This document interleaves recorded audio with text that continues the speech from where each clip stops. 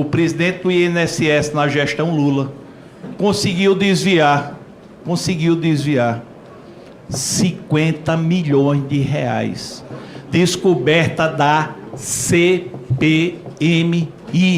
Olha só, olha que manchete vergonhosa. Dono do Master paga de humilde. Paga de humilde como? Se o cara quer vir para o depoimento no jatinho. Mas tinha meio Brasil no bolso. Que esculhambação é essa? Meio Brasil no bolso. Que zona é essa? Que bacanal é esse que se transformou o Brasil? Aí, mulher de Moraes. Quem é Moraes?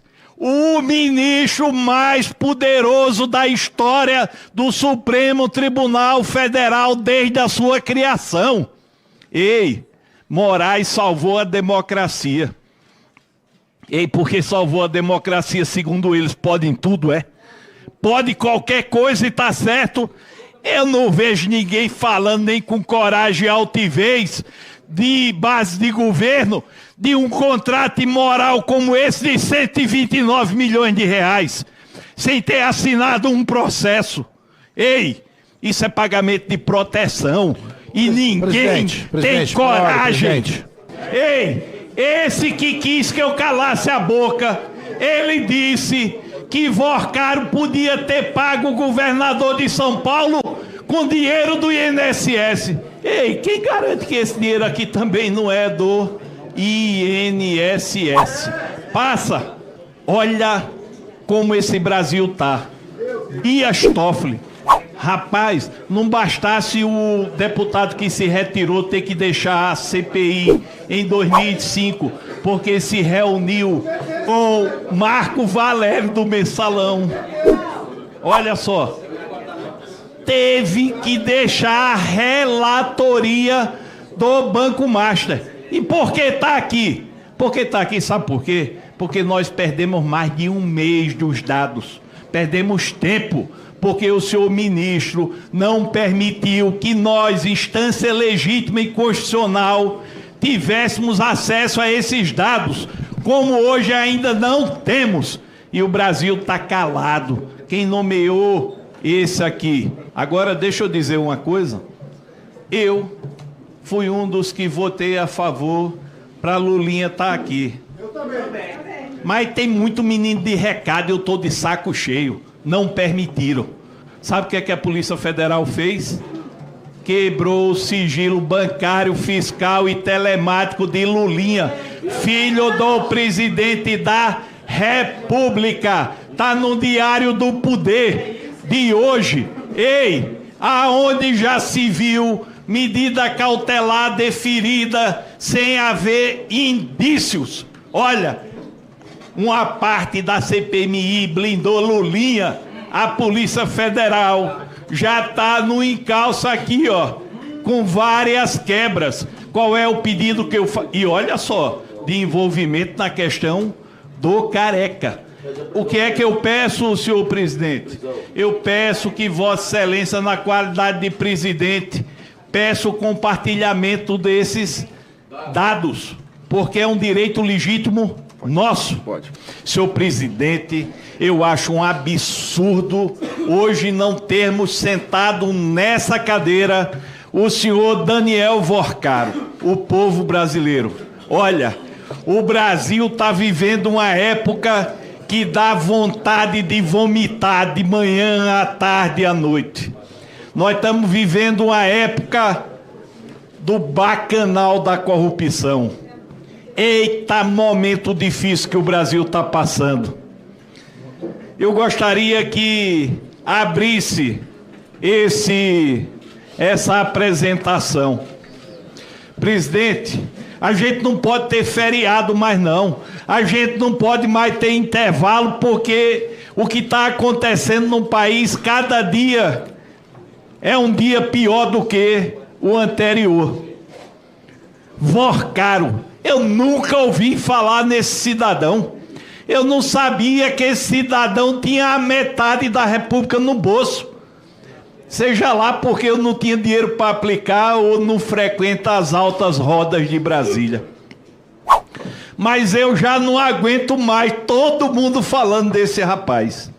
Mas o que eu acho um absurdo, uma petulância, é a justificativa para não vir depor. Só vem de jatinho. Mas se essa moda pega, ninguém vai ouvir mais ninguém no Brasil afora, não. Vou depor, agora só vou de jatinho.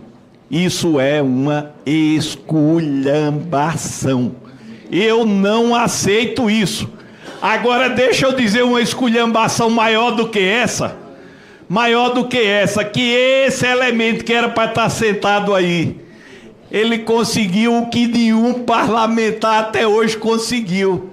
Se reunir no Planalto com Lula 4 vezes fora da agenda. Mas olha, que prestígio. Vá lá, qualquer um parlamentar aqui. Não chegar para ser recebido sem agenda. Vá lá agora. Olha, tem ministro que foi recebido menos do que Vorcaro. Que coisa linda, Brasil.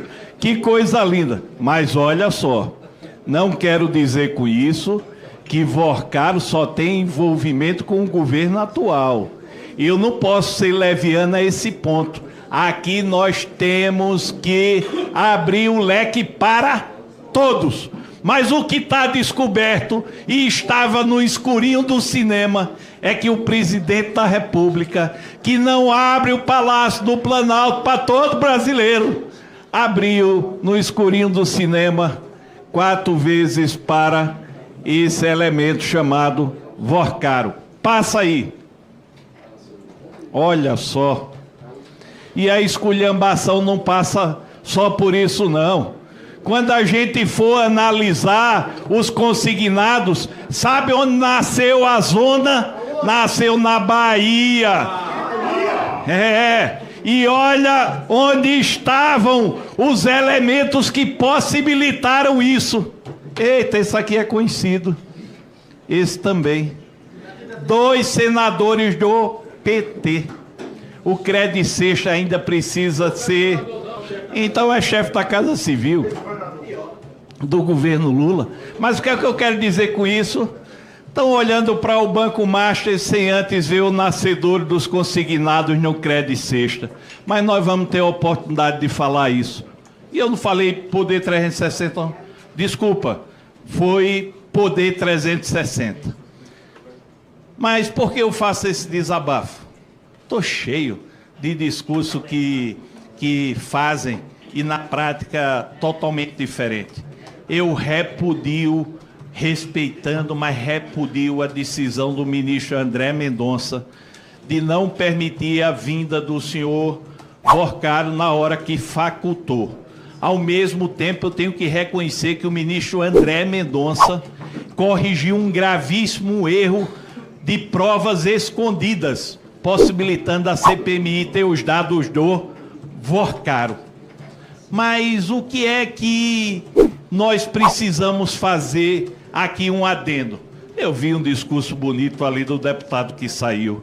André Mendonça não permitiu Vorcaro sentar. E se eu disser que figuras que reclamam de André Mendonça e tinham direito, blindaram o C6, blindaram o PicPay, blindaram o Santander, blindaram a Crefisa, blindaram o Gustavo Gaspar, blindaram Frei Chico, Lolinha, Paulo Bodens. Minha gente, Edson Claro, minha gente, respeita o entendimento do povo. Ninguém blindou mais aqui nesta CPMI do que a base do governo.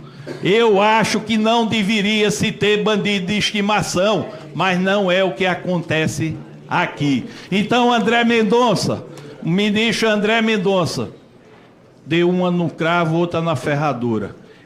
Possibilitou que nós tivéssemos acesso aos dados do Vorcaro, que é muito importante, mas também facultou a Vorcaro a não comparecer. Facultou. E a base do governo aqui, que dispensou completamente, não deu nem faculdade.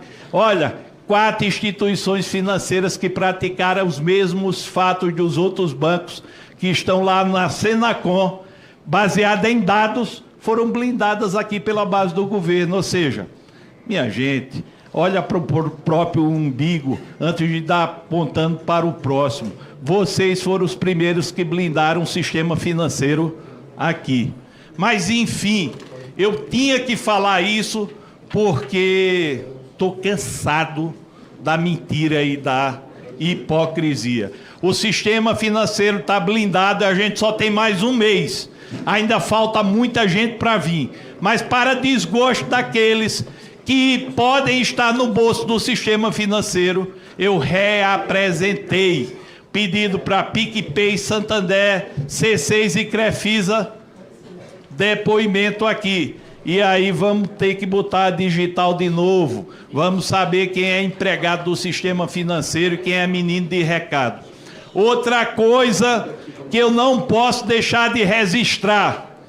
Eu tenho um respeito pelo deputado que se ausentou, mas eu não concordo que o Victor, que está na base do problema do Master, esteja atuando diretamente para orientar a testemunha com presença de deputado.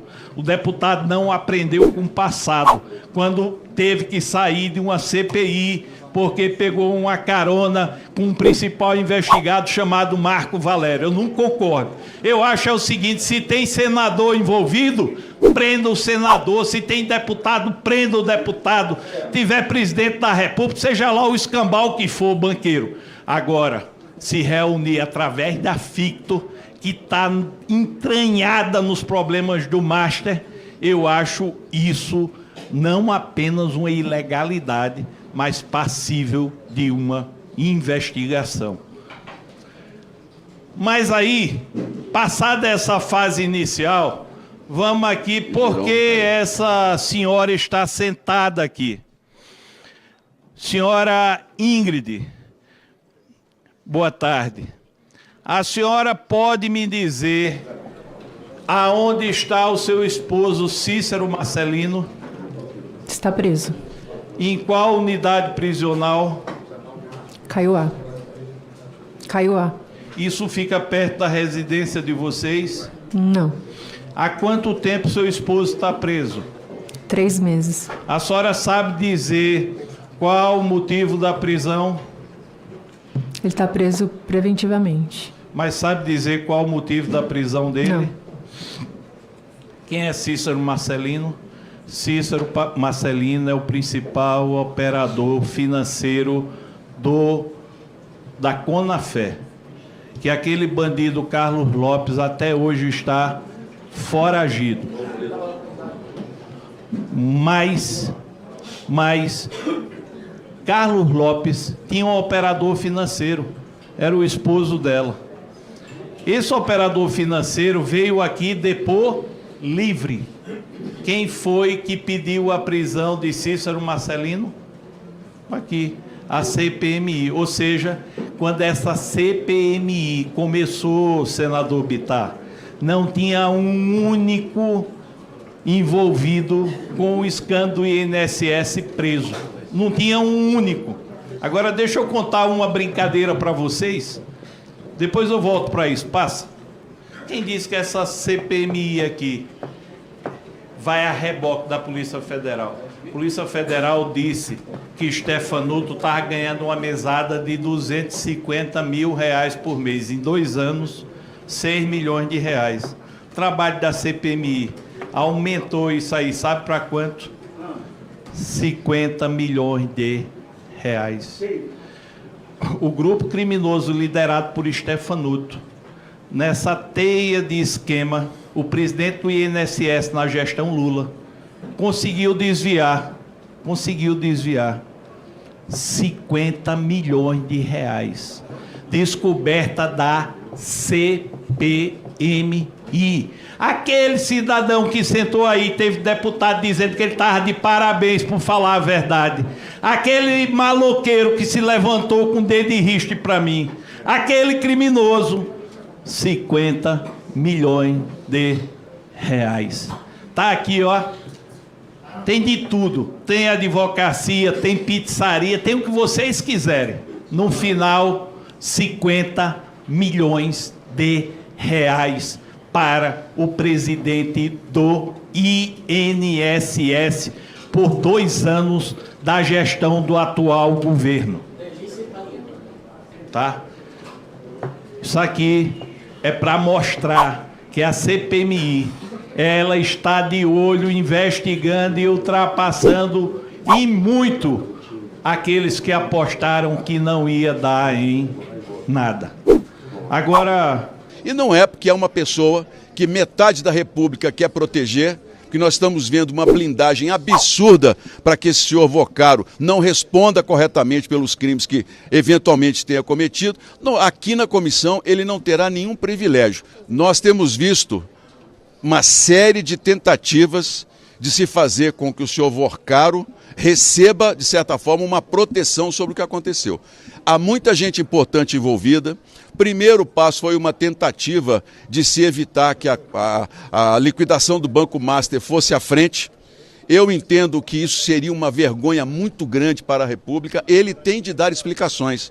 Ele precisa nos dizer como que ele conseguiu desaparecer com bilhões de reais dos servidores públicos, que tipo de influência política isso veio, gente do Judiciário, gente do Legislativo. Ele tem que aparecer e falar. Eu entendo que na comissão, apesar da nossa limitação em relação aos empréstimos consignados, ele tem muito a nos dizer sobre as influências nos quais ele conseguiu todos esses favores para chegar a esse rombo absurdo no país. Esse homem não pode ficar calado. E hoje nós teríamos que ter um esforço de todos os poderes para que ele falasse, para que ele desse ao país declarações. O que a gente espera, eu espero sinceramente, do próprio Supremo Tribunal Federal, é que colabore conosco. Nós estamos aqui para poder servir a população.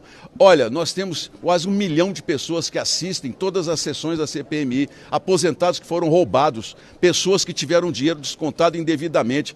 O senhor Vocaro tinha mais de 250 mil processos sem origem definida de desconto dos servidores. Esse homem não vem aqui para falar, gente? Que absurdo é esse? Agora, eu, como senador, ter de levar um grupo de parlamentares a São Paulo para ouvir... Por quê? Porque ele é banqueiro? De jeito nenhum. Vou lutar para que ele venha aqui. Espero que o Brasil se una, gente, contra esses casos de corrupção. Não é possível que uma pessoa como esse banqueiro, que tinha envolvimento com metade dos poderes, aqui do próprio Legislativo, do Supremo Tribunal Federal, do Tribunal de Contas, que essa pessoa continue impune. Nós não podemos admitir isso, é uma vergonha para o país. Na comissão da CPMI e do INSS, ele não terá nenhum privilégio, posso garantir isso a vocês. Primeiro, mais uma vez, nós temos um entendimento completamente diferente entre a CPMI, o Parlamento e o Supremo Tribunal Federal. Vocaro, no inquérito da Polícia Federal, é tratado como investigado. No nosso caso, ele é testemunha, porque o nosso relatório ainda não está pronto para que se possa pedir o indiciamento. Portanto, a meu ver, mais uma vez, a decisão do Supremo Tribunal Federal interfere, prejudica e atrasa as nossas investigações. Havia um acordo já totalmente elaborado, vocês acompanharam, e na decisão apenas para que ele viesse a Brasília, não era uma decisão pedindo que ele autorizasse, era uma decisão para ele vir a Brasília, porque ele está com medida restritiva, respeitando o Supremo. Nos veio a surpresa de que ele não era obrigado a comparecer e o banqueiro usou dessa prerrogativa para descumprir o acordo. Eu estou, com a advocacia do Senado, recorrendo dessa decisão.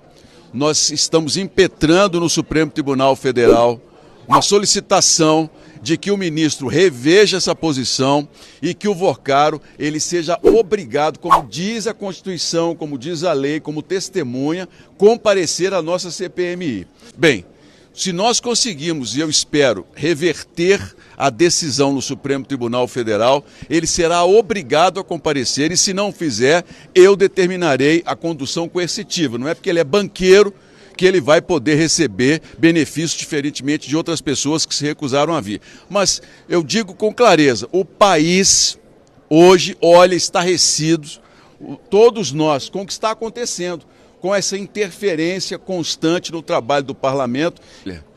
Ele está em São Paulo, com residência em São Paulo, e seria escoltado pela Polícia Legislativa de São Paulo a Brasília, dentro de condições que nós estabelecemos anteriormente, com ele pagando a despesa de deslocamento dele em um jato dos advogados.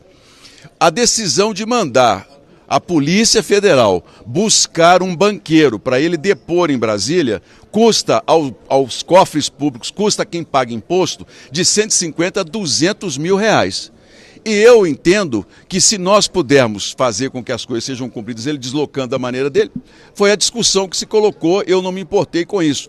Eu não quero gastar dinheiro nosso para poder trazer uma pessoa que tem condições de pagar as despesas dela, que tem aí bilhões de reais bloqueados. Nós temos, por parte dos advogados, a proposta de uma reunião em São Paulo, fechada com alguns parlamentares da CPMI. Eu não considero essa hipótese. Eu entendo que toda e qualquer pessoa tem a obrigação de vir a esta comissão, como outros já vieram, e isso não significa que eu tenha que deslocar um grupo de senadores e deputados até São Paulo para ouvir numa sala fechada uma pessoa que tem muito a dizer em público para todo o Brasil. Os documentos, a determinação do Supremo Tribunal Federal é de que a Advocacia do Senado repassasse à Polícia Federal e a Polícia Federal fizesse a entrega à CPMI na minha responsabilidade. Nós estamos aguardando essa entrega, ainda não chegaram os documentos, a Polícia Federal já recebeu, a Advocacia entregou na semana passada, fez toda a devolução dos arquivos, agora nós aguardamos. Eu espero que muito breve essa documentação já esteja em nosso poder para que a gente possa analisar o mais rapidamente possível. Há uma discussão jurídica que tem sido frequente desde o início da CPMI, da nossa CPMI, a de que nós chamamos as pessoas e notificamos como testemunhas. Os advogados entram na justiça de que eles são investigados. Há uma clareza muito grande que nós temos um inquérito que é paralelo ao da Polícia Federal e que essas pessoas só podem ser consideradas investigadas depois que o relatório ficar pronto.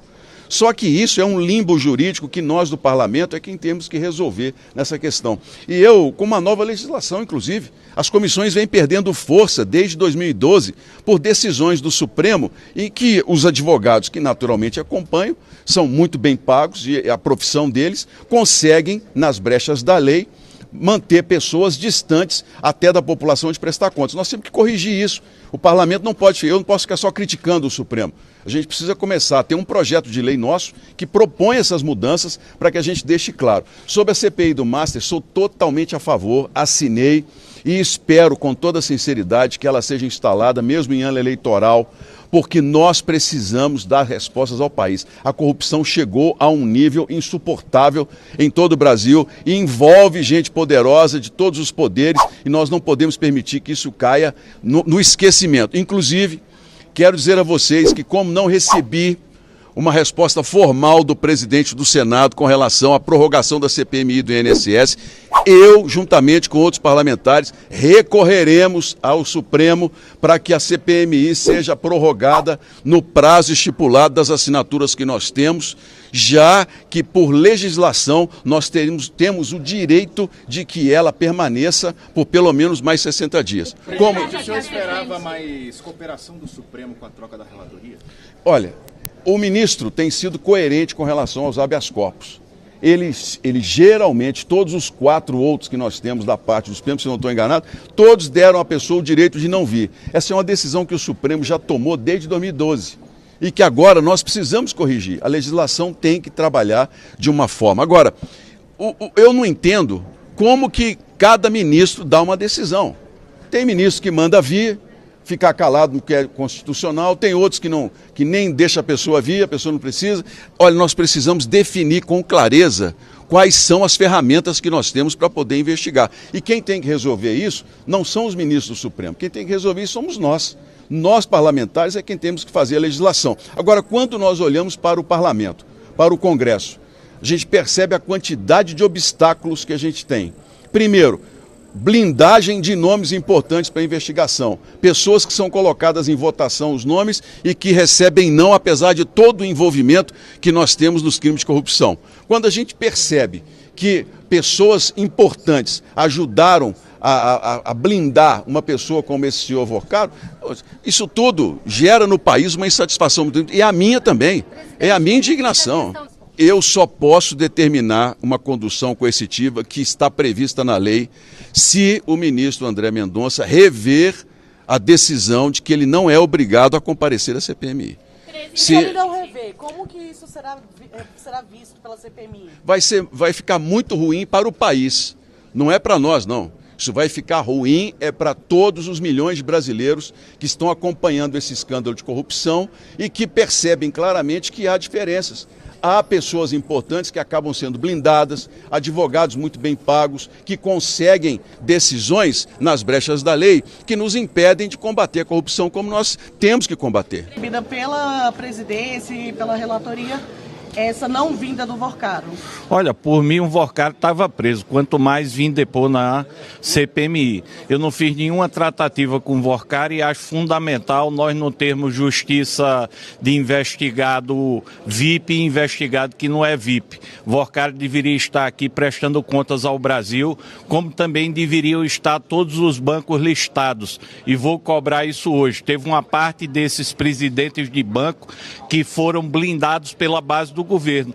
E o Vorcaro, infelizmente, conseguiu um habeas corpus para não comparecer. E, evidentemente, já que deve, ele preferiu não comparecer. Que bancos foram blindados que o senhor está falando? C6, Santander, Crefisa e PicPay. Inclusive, relator, o próprio presidente disse que ia colocar novamente em votação alguns desses requerimentos relativos aos bancos, depoimentos. Já fiz os pedidos, estão aí na pauta e vou pedir urgência nisso.